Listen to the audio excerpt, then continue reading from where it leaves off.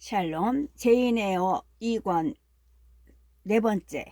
그가 일어나 내게로 다가왔다. 얼굴은 찬란하게 빛났고 매처럼 큰 눈은 반짝였으며 온화한 사랑이 온 얼굴에 가득했다. 나는 움찔했으나 곧 마음을 다잡았다. 나는 달콤한 사랑의 장면이나 대담한 사랑의 표현은 원치 않았다. 그런데 나는 이미 이 두 가지 위험에 빠져 있었다. 방어할 준비를 해야 했다. 나는 목소리를 가다듬고 그가 가까이 왔을 때 일부러 무뚝뚝하게 물었다.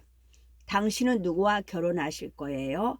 가장 사랑하는 지인에게 그런 질문을 받다니 이상하군. 아니요, 당연히 꼭 들어야 할 질문이에요.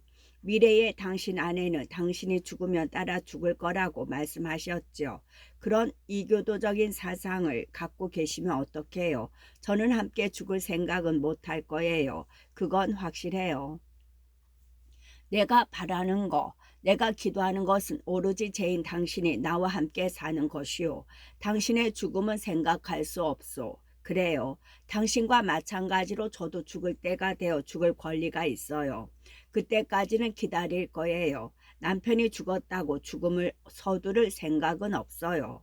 이기적인 생각으로 노래 부른 것을 용서하는 증거로. 아니요, 싫어요. 그러자 그가 고집쟁이라며 이렇게 덧붙였다. 다른 여자들 같으면 자신을 찬양하는 노래를 듣고 너무 기쁜 나머지 뼛속까지 다 녹았을 텐데. 그래서 나는 날 때부터 부싯돌처럼 딱딱해서 앞으로도 간혹 그런 나를 보게 될 것이라고 말했다. 뿐만 아니라 거칠고 촌스러운 면을 보여줄 테니 취소할 수 있을 때 자신의 계약 사항을 신중히 다시 검토해 보라고 말했다.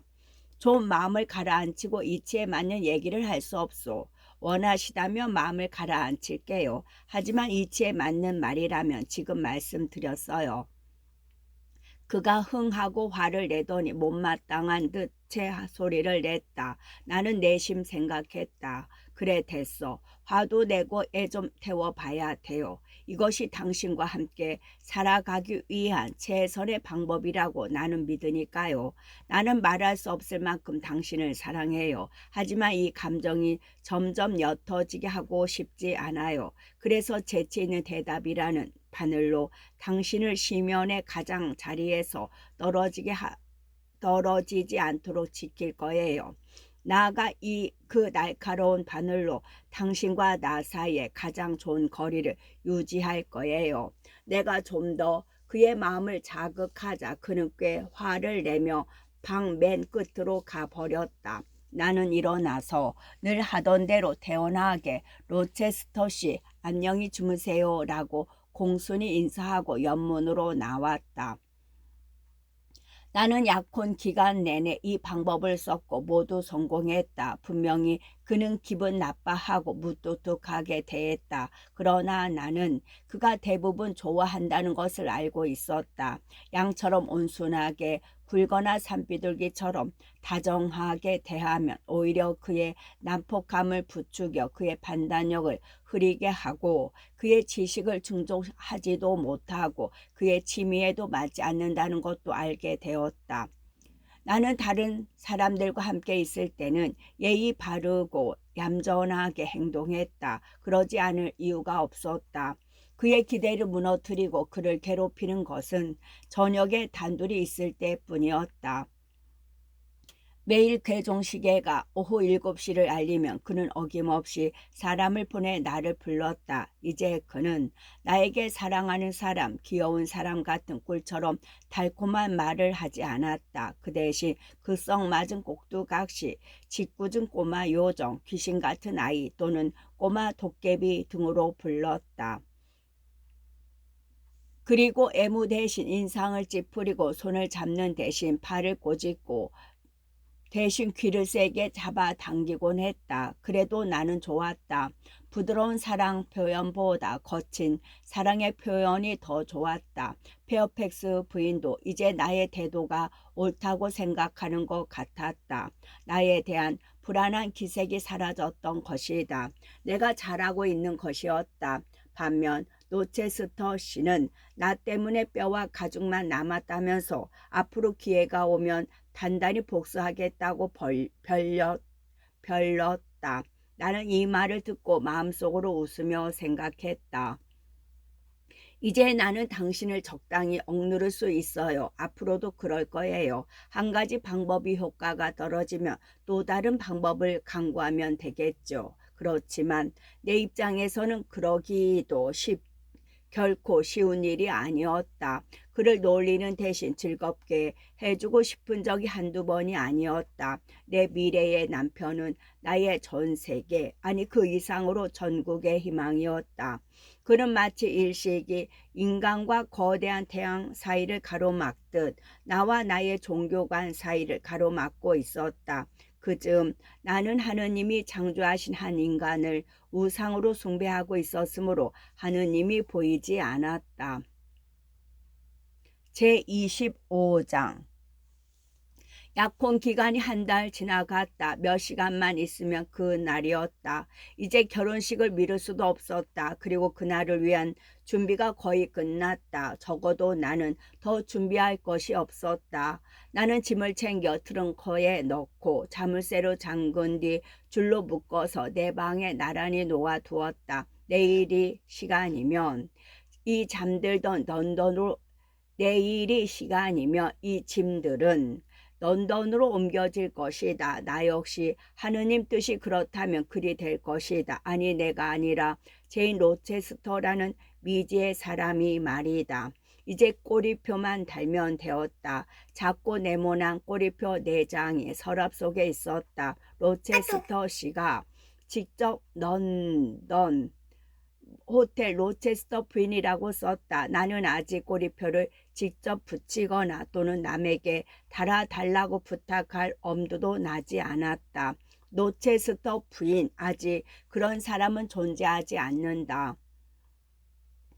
내일 오전 8시 이후에나 태어날 테니까. 그래서 나는 그녀가 이 세상에 태어난 것을 확인한 뒤에 로체스터 부인의 이름과 자격을 부여하기로 했다. 화장대 맞은편 옷장에 로드에서 입었던 검은색 모직 옷과 밀짚 모자 대신 로체스터 부인의 옷이 걸려 있는 것만으로 충분했다. 거기 있던 것들을 내쫓고 대신 걸려 있는 결혼 예복 한 벌, 진주빛 드레스와 안개 같은 베일이 내 것이 아닌 것 같았다. 나는 기이하고 환영과도 같은 그 옷이 보이지 않게 옷장 문을 닫아 버렸다. 그 옷은 밤 9시인 지금 어두운 내 방에 유령 같은 빛을 내뿜고 있었다. 나는 속으로 말했다. 하얀 환영이여, 너를 잠시 혼자 두고 가련다. 몸이 뜨거워 바람 소리가 들리네. 나가서 바람 좀 쐬어야겠어. 내 가슴이 열에 들뜬 듯한 이유는 여행 준비 때문에 바삐 서둘러서 그런 것만은 아니었다. 큰 변화, 내일부터 새로운 생활이 시작되기 때문만도 아니었다. 물론 이 두 가지도 늦은 밤에 어두운 정원으로 뛰쳐나오게 만든 불안과 흥분의 원인이기도 했지만 다른 한 가지가 내 마음을 크게 흔들어 놓았다.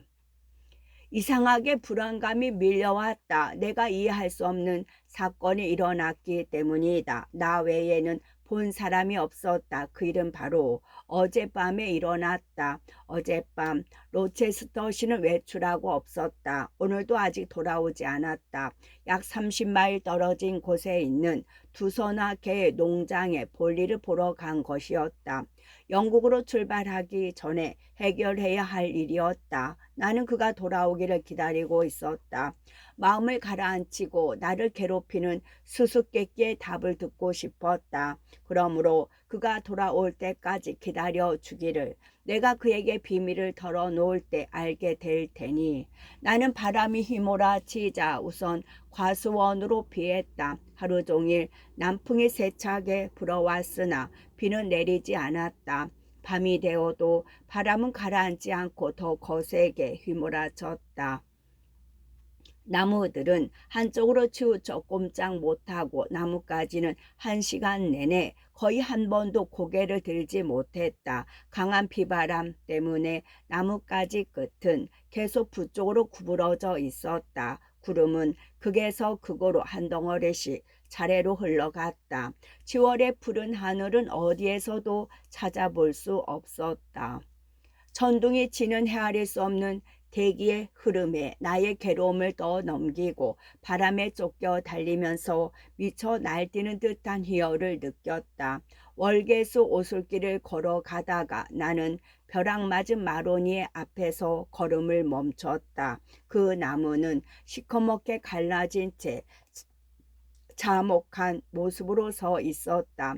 한가운데가 둘로 쪼개져 무시무시하게 입을 벌리고 있었다. 갈라진 반쪽은 완전히 떨어지지 않고 단단한 나무 둥치와 튼튼한 뿌리가 받쳐주고 있었다. 그러나 나무는 이미 생명이 끊어져 있었다. 수액이 흐르지 않았고 양쪽의 커다란 나뭇가지들은 이미 죽어서 다가오는 겨울 폭풍에 한쪽 혹은 양쪽 모두 쓰러지고 말 것이다. 그래도 어쨌든 아직은 온전한 형태를 갖춘 한 그루의 나무였다. 나는 마치 괴물처럼 쪼개진 나무가 살아있어서 내 말을 알아듣기라도 하듯 속으로 말했다. 서로 꽉 붙들고 있어서 다행이군. 너희는 그토록 부러지고 검게 그을렸지만 아직 충직한 뿌리에 붙어서 속으로는 생명을 느끼고 있겠지. 하지만 너희는 이제 푸른 잎을 피울 수 없고 가지의 새들이 둥지를 들고 앉아 노래하지도 않을 것이다. 기쁨과 사랑의 시대는 이미 너희에게서 사라져 버렸다. 하지만 너희는 외롭지 않으리라. 썩어가면서도 서로 위로할 친구가 있으니까. 나무를 쳐다보고 있는데 갈라진 틈으로 보이는 하늘에 잠시 달이 걸렸다. 핏빛처럼 붉게 물든 달 표면이 반쯤 구름에 가려 있었다. 달은 불안하고 쓸쓸한 시선으로 나를 바라보다 이내 짙은 구름 속으로 자취를 감추었다. 바람은 손필드 근처에서 잠시 머물다가 저 멀리 숲과 냇물이 흐르는 골짜기에서 거칠고 슬픈 비명을 토해냈다. 그 소리를 듣고 있노라니 나도 슬퍼져서 또다시 달렸다. 과수원을 돌아다니며 나무 밑동 불밭에 떨어져 있는 사과를 주워 익은 것과 덜 익은 것을 골라내 집에 가져가 식품 저장실에 넣어두었다. 그러고 나서 난로불을 피워 놓았는지 알아보려고 서재로 들어갔다. 여름밤인데도 이처럼 을씨년스러울 때면 로체스터 씨는 방에 난로불이 활활 타오르는 것을 좋아한다. 역시 불은 얼마 전부터 활활 타고 있었다. 나는 그의 안락의자를 난로가에 갖다 놓고 탁자를 끌고 와서 그 옆에 놓았다. 그리고 커튼을 치고 초를 가져다 놓았다. 모든 준비가 끝나자 마음이 더욱 불안해서 그냥 앉아 있을 수도 집 안에 있을 수도 없었다. 방에 있는 작은 탁상 시계와 홀의 개종 시계가 동시에 10시를 알렸다. 나는 생각했다. 밤이 꽤 깊었는데 왜 안 오시지? 대문까지 나가보자. 달빛이 있으니 멀리까지 보일 거야. 지금쯤 오고 계실지도 몰라. 마중을 나가면 좀 덜 불안하겠지. 바람이 대문을 뒤덮고 있는 그 나뭇가지를 세차게 흔들었다. 그러나 길이 보이는 곳까지는 고요하고 쓸쓸했다. 그저 달이 비치면 가끔 구름 그림자가 움직일 뿐 끝이 보이지 않는 하얀 선과 같은 길에는 아무것도 없었다. 그 길을 바라보고 있는데 갑자기 어린애처럼 눈물이 흘렀다. 실망감과 초조함의 눈물이었다. 나는 창피한 마음에 재빨리 눈물을 훔쳤다. 달이 완전히 자신의 밀실로 몸을 숨기고 짙은 구름이 장막을 쳤다. 밤은 점점 깊어갔고 한 차례 세찬 바람이 불더니 비가 쏟아졌다. 빨리 돌아오셨으면, 제발 빨리 돌아오셨으면. 나는 미칠 듯한 불안감에 소리쳤다. 사실 차 마시는 시간 전에는 돌아올 거라고 생각했다. 그런데 이렇게 늦은 시간까지 무엇이 그를 붙들고 있는 것일까? 사고가 난 것은 아닐까? 지난밤 일이 다시 머리에 떠올랐다. 그 일이 재앙의 전조가 아닌가 하는 생각이 들었다. 나아가 나의 희망이 너무 눈부셔서 실현되지 못하는 게 아닌가 하는 불안감이 들었다. 요즘 너무 많은 축복을 누렸는데 이제 절정을 찍고 내리막길로 향하고 있는 것이 아닌가 하는 생각이 들었다. 집에 들어갈 수 없어. 이 험한 날씨에 그분은 밖에 계시는데 나 혼자 난로가에 앉아 있을 수는 없지. 가슴 졸이며 걱정하는 것보다 다리가 고달픈 게 나아. 좀 더 걸어가 보자. 나는 빨리 걷기 시작했다. 그러나 멀리 가지는 못했다. 400야드도 채 걷지 않았을 때 말발굽 소리가 들려왔다. 말은 전속력으로 달려오고 있었다. 개 한 마리가 그 옆을 달려왔다. 불길한 생각은 사라져 버려 그분이었다. 메스루어를 타고 파일럿을 거느리고 그분이 왔다. 그가 나를 알아보았다. 어느새 달이 푸른 들판을 희미하게 비추고 있었기 때문이다. 그가 모자를 벗어들고 높이 흔들어 보였다. 나는 그를 향해 달려갔다. 그가 한 팔을 내밀고 몸을 숙이며 소리쳤다. 당신은 이제 나 없이는 잠시도 못 있는군. 틀림없어. 자, 내 손을 잡고 내 구두 앞등을 밟고 올라타요. 나는 그가 시키는 대로 했다. 기쁜 나머지 그의 앞에 날쌔게 올라탔다. 그가 열렬한 환영을 하고 뿌듯한 승리감에 취한 듯했지만 그냥 내버려 두기로 했다. 그런데 이 시각에 마중을 나오다니. 무슨 일이요? 안 좋은 일이라도 있었소? 아니요. 왠지 당신이 안 오실 것 같아서요.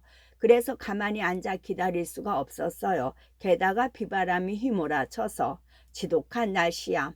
당신은 인어처럼 흠뻑 젖어서 내 외투를 당겨 덮어요. 그런데 열이 있는 것 같아. 제인, 뺨이랑 손이 너무 뜨거워. 대체 무슨 일이요? 이젠 괜찮아요. 무섭지도 않고 불안하지도 않아요. 그럼 아까는 무섭고 불안했소? 조금요. 이따가 말씀드릴게요. 당신은 내 얘기를 듣고 웃어버리겠지만 내일이 지나면 실컷 웃어주지. 그때까지는 웃을 수 없소. 사냥물이 아직 내 손에 들어오지 않았거든. 지난 한 달 동안 당신은 미꾸라지처럼 미끄럽고 들장미처럼 가시가 돋쳐 잡을 수가 없었소. 가시에 찔리지 않고는 손가락 하나 대지 못했는데 오늘 밤에는 마치 길을 잃은 새끼 양을 아는 것 같군. 제인, 당신은 마치 목동을 찾아 울타리 밖으로 나온 것 같아. 저도 당신이 보고 싶었어요. 그러다가 우쭐거리지 마세요. 벌써 집에 도착했네요. 이제 내려주세요. 그는 나를 포석이 깔린 길에 내려주었다. 존이 말을 끌고 가자. 그가 나를 뒤따라 들어와 빨리 옷을 갈아입고 서재로 오라고 했다. 내가 계단을 올라가려고 하자 그가 나를 붙들고 얼른 오라고 재차 다짐을 받았다. 나는 오래 걸리지 않았다. 5분쯤 뒤에 그에게 갔다. 그는 저녁 식사 중이었다.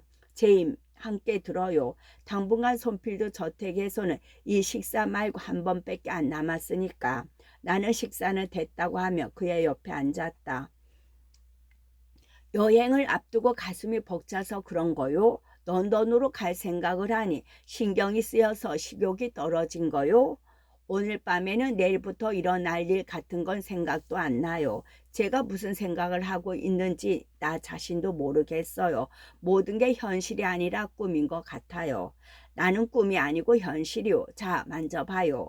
다른 무엇보다 당신이야말로 환영 같아요. 당신은 꿈 같아요. 그가 웃으며 내 눈앞으로 손을 뻗으며 말했다. 이게 꿈이요. 그의 팔은 길쭉하고 힘이 셌으며 손 또한 두툼하고 둥그스름하게 근육이 발달되어 있었다. 그래요. 이렇게 만져봐도 여전히 꿈 같아요. 나는 그의 손을 내리며 말했다. 식사는 다 하셨나요? 그렇소, 제인. 나는 종을 울려 식탁을 치우라고 일렀다. 다시 우리 둘만 남자. 나는 난로불을 돋우고 주인의 무릎께에 있는 낮은 의자에 앉았다. 벌써 자정이 다 되어 가네요. 내가 말했다. 그렇군. 하지만 결혼 전날 밤 나와 함께 두 눈으로 밤을 지새겠다고 한 약속을 잊지 말아요. 기억하고 있어요. 적어도 한두 시간은 자지 않고 약속 지킬게요. 준비는 다 했소? 네, 다 했어요. 나도 마찬가지요. 모두 정리했소. 내일 교회에 들어와 30분 내로 여기를 떠나는 거요. 네, 좋아요. 방금 좋아요라고 웃는 당신 얼굴이 조금 이상한데 양볼도 발개지고 눈빛도 이상하게 빛나잖아. 몸이 안 좋은 거요? 그렇지도 않은 것 같은데요. 같다니 대체 무슨 일인지 말해봐요. 말할 수 없어요. 어떤 느낌인지 말로 설명할 수 없어요. 저는 그저 지금 이 순간이 영원했으면 좋겠어요. 다음 시간에 어떤 운명이 다가올지 알 수 없잖아요. 제인, 그건 우울증이야. 너무 흥분했거나 지쳐서 그런 거요. 당신은 마음이 편하고 행복하세요? 편하냐고? 그렇지는 않아. 하지만 진심으로 기쁜 행복을 느끼고 있지.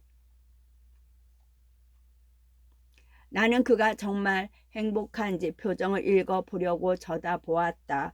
그의 얼굴은 불타는 듯 상기되어 있었다. 제인, 나를 믿고 신경 쓰이는 것이 있으면 무엇이든 털어놓아요. 마음의 짐을 나한테 덜어주고 좀 편안해지란 말이요. 뭘 걱정하고 있어? 내가 좋은 남편이 못 될까봐? 말도 안 돼요. 이제부터 들어가려는 새로운 세계가 걱정되는 거요? 새로운 신분과 새로운 생활이 두려운 거요? 아니에요. 정말 모르겠군. 당신의 슬픈 얼굴과 목소리를 보니 내가 불안해지는군. 말해봐요. 그럴게요. 어젯밤에 집에 안 계셨죠? 그랬지. 좀 전에 당신은 내가 집을 비운 사이 무슨 일이라도 일어난 것처럼 행동했어. 물론 대수롭지 않은 일이겠지. 하지만 그것 때문에 당신 마음이 불안한 거야? 어디 들어봅시다. 페어팩스 부인이 뭐라고 했소? 아니면 하인들이 무심코 짓거리는 얘기를 듣기라도 한 거요? 그래서 예민한 당신 자존심이 상한 것이요? 그렇지 않아요. 시계가 12시를 알렸다. 나는 탁상 시계가 음방울 같은 멜로디로 그리고 홀의 커다란 개종시계가 목이 쉰 듯한 소리로 요란하게 진동하며 12번을 다 칠 때까지 기다렸다가 다시 말을 이었다. 어제는 하루 종일 바빴어요. 잠시도 쉴 틈 없이 바빴지만 저는 행복했어요. 당신이 생각하고 계시는 것처럼 새로운 신분이나 생활이 신경 쓰이거나 걱정되지 않았어요. 그저 당신과 함께 살아갈 희망에 덧없이 기쁠 뿐이었어요. 진심으로 당신을 사랑하니까요. 아예 안 돼요. 지금은 조용히 얘기해 주세요.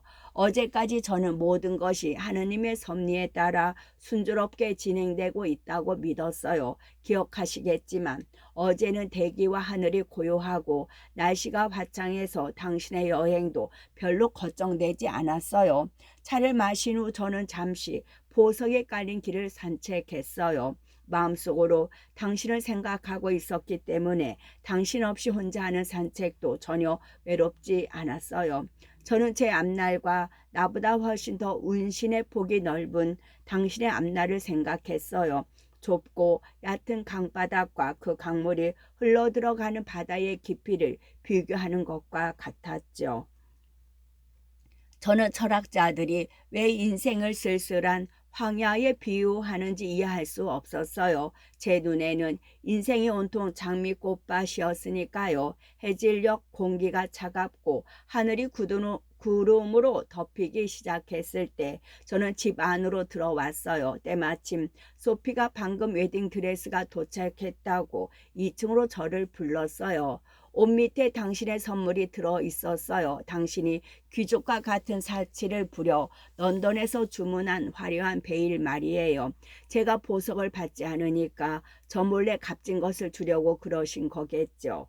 베일을 펴보며 저는 웃었어요. 그리고 당신의 귀족적인 취향과 평민의 신부를 귀족처럼 차려 입히려고 애쓰는 당신을 어떻게 놀려줄까 궁리했답니다.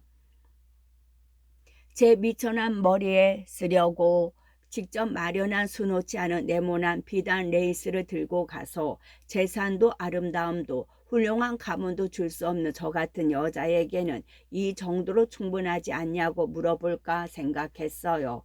그렇게 말하면 당신이 어떤 표정을 지을지 머릿속에 선명하게 그려졌어요. 당신은 공화주의자처럼 성마르게 대답했을 거예요. 재산가나 귀족과 결혼해 재산을 늘리고 신분을 높이고 싶지 않다고 거만하게 말하는 소리가 마치 귀에 들리는 것 같았어요. 그때 로체스터 씨가 말을 가로막았다.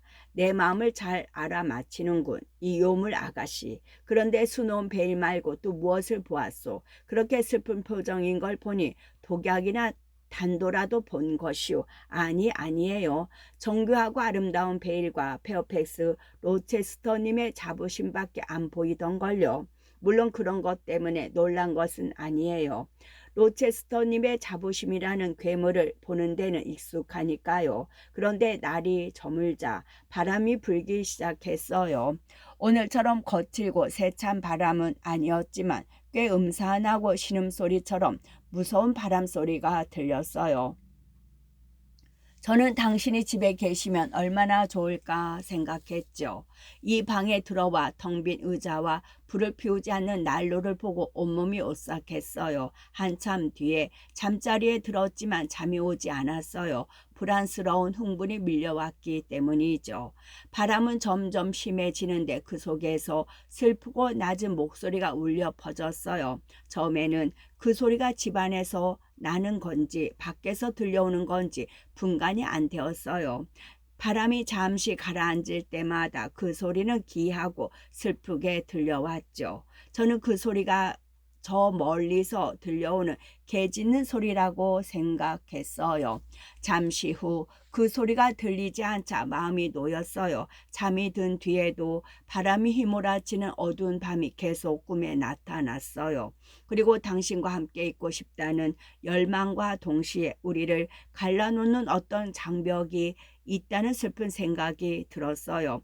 막 잠이 들었을 때는 알지도 못하는 어느 꼬불꼬불한 길을 따라 걷고 있었어요. 그때 캄캄한 어둠이 저를 둘러싸더니 비가 쏟아졌어요. 저는 아주 작고 너무 허약해서 걷지도 못하는 어린아이를 안고 있었어요. 그 아이가 제 차가운 팔에 안겨 떨면서 애처롭게 울었어요. 당신이 이미 저 멀리 가고 있다는 생각이 버뜩 들었어요. 그래서 저는 빨리 당신을 따라가서 기다려 달라고 애원하려고 당신의 이름을 부르려고 했어요.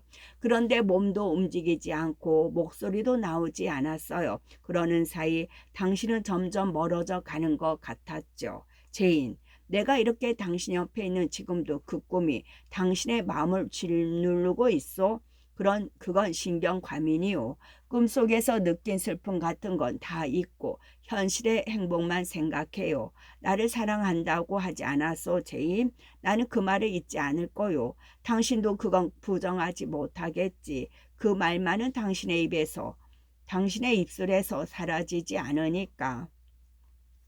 부드럽게 속삭이는 그 말을 분명히 들었소. 엄숙하지만 음악을 듣는 듯 아름다웠지. 진심으로 당신을 사랑하니까 당신과 함께 살아갈 희망이 덧없이 기쁠 뿐이었어요 라고 말했지. 제인, 날 사랑하오? 그 말을 다시 한번 해줘요. 사랑해요. 진심으로 사랑해요. 그런데 잠시 그가 말을 멈추었다가 다시 이었다. 이상하군. 그 말이 가슴 아프게 파고드는 것 같아. 왜지? 아마 당신이 종교적 열의로 말했기 때문일 거야. 나를 바라보는 당신의 눈은 믿음과 성심과 헌신으로 가득 차 있어. 마치 성령이 내 옆에 있는 것 같아. 짓궂은 표정 좀 지어봐요, 젠. 그런 표정 잘 짓잖아. 악착 같고 수줍은 듯하면서도 밉살스러운 미소 한번 지어보구려. 내가 미워 죽겠다고 말해봐요. 나를 놀리고 화를 돋궈봐요. 슬프지 않는 것이라면 무슨 짓이라도 줬소. 슬퍼하기보다 화내는 것이 오히려 나으니까. 이야기가 끝나면 원하시는 대로 놀리고 화도 돋굴게요. 다 끝난 거 아니었소, 제인? 내 생각에 당신은 꿈 때문에 우울한 것 같소. 나는 머리를 저었다. 뭐가 또 있소? 별 중요한 것은 아니겠지. 미리 얘기하는데 나는 믿지 않을 거요. 어쨌든 말해봐요. 그가 침착함을 잃고 불안해하며 초조하게 말하는 것을 보고 나는 적이 놀랐지만 계속 이야기했다. 저는 또 다른 꿈도 꾸었어요. 손필드 저택이 으스시한 폐허가 되어 박쥐와 올빼미의 소굴이 된 꿈이었어요. 멋진 저택 정면에 남아있는 것은 뼈대만 앙상한 높은 벽뿐이어서 금방이라도 무너질 것 같았어요. 달 밝은 밤 저는 풀이 무성한 집안을 거닐었어요. 이쪽에서는 대리석 벽난로에 걸려 넘어지고 저쪽에서는 떨어진 처마 모서리 파편에 걸려 비틀거렸죠. 그때까지도 저는 그 미지의 어린애를 솔로 감싸 안고 있었어요. 아무리 팔이 아파도 그 애를 내려놓지 않았어요. 너무 무거워 걸을 수 없을 것 같아도 끝까지 아이를 안고 있었어요. 그때 저 멀리서 길 위를 달려가는 말발굽 소리가 들렸어요. 분명 당신이었어요. 당신이 여러 해 동안 먼 나라로 여행을 떠나는 것이었어요. 당신을 단 한 번이라도 보고 싶은 간절함에 저는 위험을 무릅쓰고 미친 듯이 그 얕은 벽을 기어 올라갔어요. 발밑으로 돌멩이가 떨어져 나가고 붙잡고 있던 담쟁이 넝쿨은 끊어졌어요. 어린아이가 무서운지 제 목에 매달리는 바람에 목이 졸렸어요. 겨우 꼭대기에 올라갔을 때 당신이 하얀 길 위에 아주 작은 점처럼 보였고 그 점은 시시각각 작아졌죠. 돌풍이 불어와서 저는 더 이상 서 있을 수가 없었어요. 좁은 벽 가장자리에 앉아서 무서워하는 아이를 무릎 위에 올려놓고 달랬어요. 그때 당신은 길 모퉁이를 돌고 있었어요. 마지막으로 한 번 더 당신을 보려고 몸을 굽혔는데 벽이 무너지면서 비틀거리는 바람에 아이가 무릎에서 떨어졌어요. 그리고 저도 같이 떨어지면서 잠이 깼어요. 그래, 그것으로 이야기가 다 끝난 거로군. 서론이 끝났을 뿐이에요. 이제 본론으로 들어가죠. 잠에서 깨어났을 때 환한 빛 때문에 눈이 부셨어요. 날이 밝았나 생각했죠. 하지만 그것은 촛불이었어요. 그래서 소피가 들어왔나 생각했어요. 화장대 위에 촛불이 켜져 있었어요. 제가 잠들기 전에 웨딩드레스와 베일을 걸어 두었던 옷장문이 활짝 열려 있었고요. 옷이 스치는 소리가 나기에 소피 뭐해요? 라고 물어보았지만 아무 대답이 없었어요. 그리고 옷장 뒤쪽에서 누군가 나타나더니 화장대에 놓인 촛불을 집어들고 높이 저들어 옷걸이에 걸린 옷을 자세히 살펴보고 있었어요. 소피, 소피라고 다시 불러보았지만 여전히 대답이 없었어요. 저는 일어나 앉아 몸을 앞쪽으로 쭉 빼고 쳐다보았어요. 처음에는 경악했고 그 다음에는 당황스럽더니 차츰 온몸에 피가 얼어붙는 것 같았어요. 노체스터님, 그녀는 소피가 아니었어요. 리어도 페어팩스 부인도 아니었어요. 그래요. 그래요. 분명해요. 분명 그 이상한 여자 그레이스 폴도 아니었어요.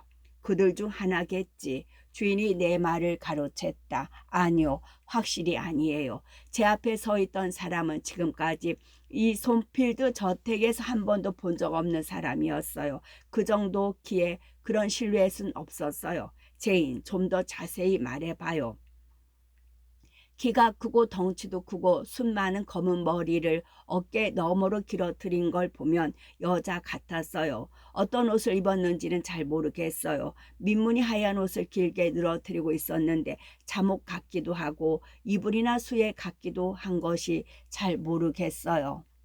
얼굴은 보았소? 처음에는 못 봤어요. 그런데 그 여자가 옷장에 걸려있던 베일을 높이 저들고 한참을 보다가 자기 머리에 쓰고 거울 쪽으로 돌아서는 순간 직사각형 거울에 비친 얼굴을 똑똑히 보았답니다. 그래 어떻게 생겼소?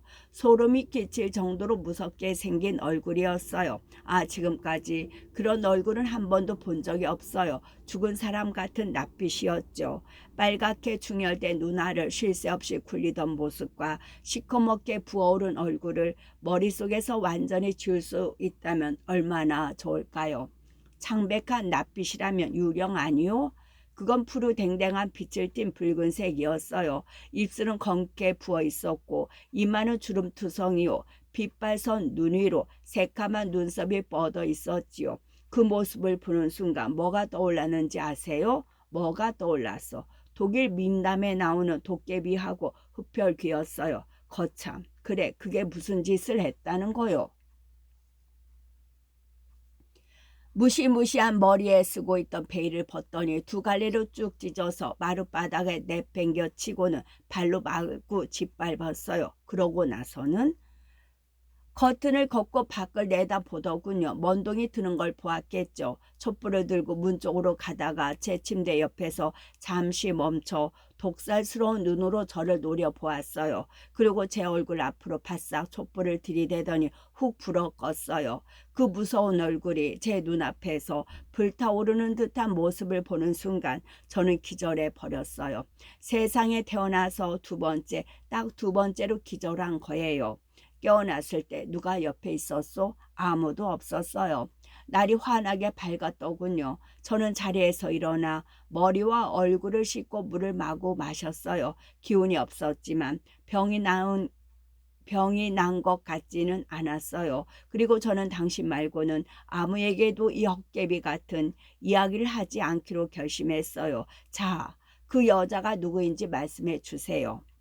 너무 흥분한 나머지 헛것을 본 거겠지. 나의 귀중한 보배인 당신을 잘 돌봐줘야겠군. 당신처럼 신경이 예민한 사람이 견디기에는 한계가 있지. 신경이 예민해서 그런 게 아니에요. 이건 실제 일어난 일이에요. 실제로 본 거라고요. 그럼 그 전에 꾸었다는 꿈도 사실이란 말이요? 손피드 저택이 폐허가 되었소? 내가 장애물을 뛰어넘지 못하고 당신과 헤어진 거요? 눈물 한 방울 흘리지 않고 작별 인사 한마디 없이 당신을 두고 떠났단 말이요? 아직은 아니에요. 그 말은 앞으로는 그럴 거라는 말이요? 그게 무슨 말이요? 우리를 굳게 맺어줄 날이 이미 시작되었는데 우리가 맺어지고 나면 그런 악몽 같은 것은 두 번 다시 꾸지 않을 거요. 내 말을 믿어요. 악몽이라뇨. 저도 악몽이었으면 좋겠어요. 당신마저 그 무시무시한 방문객이 누구인지 설명해 주지 않는다면 더더욱 그래요. 제인, 내가 설명할 수 없는 일이 틀림없이 사실이 아닌 거지. 하지만 저도 오늘 아침에 일어났을 때는 그렇게 다짐하고 용기와 유한을 얻기 위해 환하게 쏟아진 햇빛 아래서 방 안의 물건들 둘러보았어요. 그러다가 거기에서 그 카펫 위에서 제 생각이 틀렸다고 확실하게 말해주는 물건 하나를 보고 말았답니다. 바로 두 갈래로 찢긴 베일이었어요. 끝.